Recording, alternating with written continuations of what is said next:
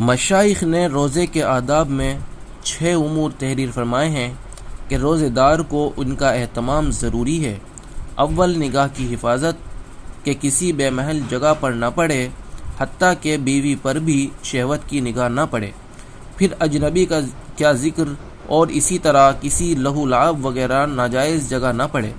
نبی کریم صلی اللہ علیہ وسلم کا ارشاد ہے کہ نگاہ ابلیس کے تیروں میں سے ایک تیر ہے، جو شخص اس سے اللہ کے خوف کی وجہ سے بچ رہے، حق تعالی شانہ اس کو ایسا نور ایمانی نصیب فرماتے ہیں جس کی حلاوت اور لذت قلب میں محسوس ہوتی ہے۔ قلب یعنی دل میں محسوس کرتا ہے۔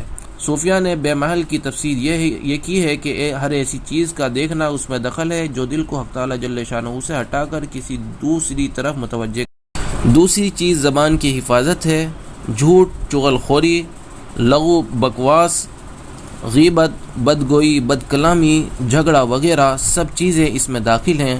بخاری شریف کی روایت میں ہے کہ روزہ آدمی کے لیے ڈھال ہے، اس لیے روزے دار کو چاہیے کہ زبان سے کوئی فاحش بات یا جہالت کی بات مثلا تمسخر، جھگڑا وغیرہ نہ کرے۔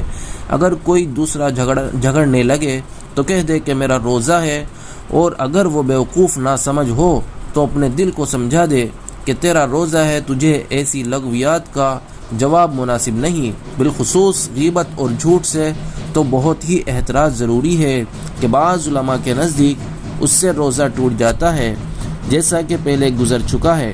نبی کریم صلی اللہ علیہ وسلم کے زمانے میں 2 عورتوں نے روزہ رکھا۔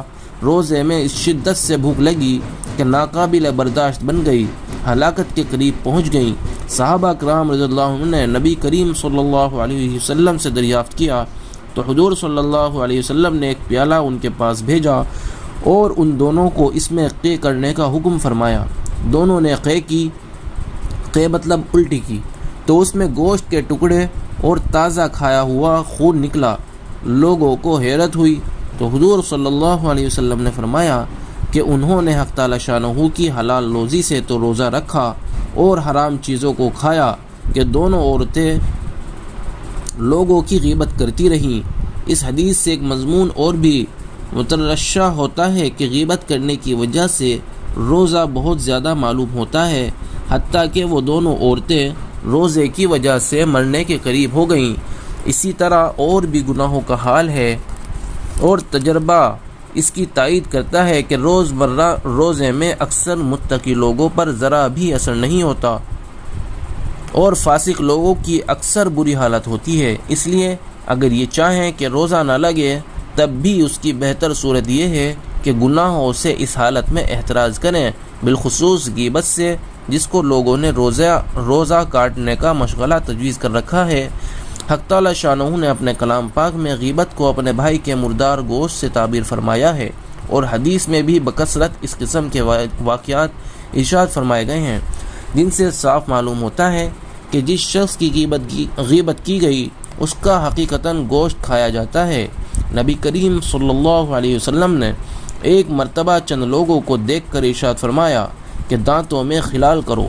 انہوں نے عرض کیا کہ ہم نے تو آج گوشت چکھا بھی نہیں۔ حضور صلی اللہ علیہ وسلم نے فرمایا کہ فلاں شخص کا گوشت تمہارے دانتوں کو لگ رہا ہے۔ معلوم ہوا کہ ان کی غیبت کی تھی۔ اللہ تعالیٰ اپنے حفظ میں رکھے کہ ہم لوگ اس سے بہت ہی غافل ہیں۔ عوام کا ذکر نہیں، خاص مبتلا ہیں۔ ان لوگوں کو چھوڑ کر جو دنیا دار کہلاتے ہیں، دینداروں کی مجالس بھی بالعموم اس سے کم خالی ہوتی ہیں۔ اس سے بڑھ کر یہ ہے کہ اکثر اس کو غیبت بھی نہیں سمجھا جاتا۔ اگر اپنے یا کسی کے دل میں کچھ کھٹکا بھی پیدا ہو تو اس پر اظہار کا واقعے کا پردہ ڈال دیا جاتا ہے۔ نبی کریم صلی اللہ علیہ وسلم سے کسی نے دریافت کیا کہ غیبت کیا چیز ہے؟ حضور صلی اللہ علیہ وسلم نے فرمایا کہ کسی کی پس پشت ایسی بات کرنی جو اسے ناگوار ہو۔ سائل نے پوچھا کہ اگر اس میں واقعتاً وہ بات موجود ہو جو کہی گئی؟ سائل کہتے ہیں پوچھنے والے کو، سوال کیا گیا جو سوال کر رہا ہے۔ تو سائل نے پوچھا کہ اگر اس میں واقعتاً وہ بات موجود ہو جو کہی گئی؟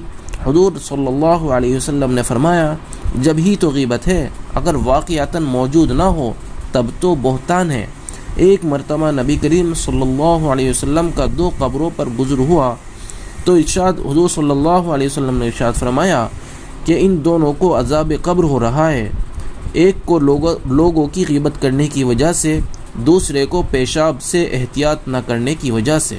حضور صلی اللہ علیہ وسلم کا ارشاد ہے کہ سود کے 70 سے زیادہ باب ہیں، سب سے سہل اور ہلکا درجہ اپنی ماں سے زنا کرنے کے برابر ہے، اور ایک درہم سود کا 35 زنا سے زیادہ سخت ہے، اور بدترین سود اور سب سے زیادہ خبیث ترین سود مسلمان کی آبرو ریزی ہے۔ احادیث میں غیبت اور مسلمان کی آبرو ریزی پر سخت سے سخت وعیدیں آئی ہیں۔ میرا دل چاہتا تھا کہ ان میں سے کچھ متعدبہ روایات جمع کروں، اس لیے کہ ہماری مجلسیں اس سے بہت ہی زیادہ پر رہتی ہیں، مگر مضمون دوسرا ہے، اس لیے اسی قدر پر اکتفا کرتا ہوں۔ اللہ تعالی ہم لوگوں کو اس بلا سے محفوظ فرمائیں، اور بزرگوں اور دوستوں کی دعا سے مجھ سیاکار کو بھی محفوظ فرمائیں کہ باطنی امراض میں یعنی کہ اندر کے امراض میں کثرت سے مبتلا ہوں۔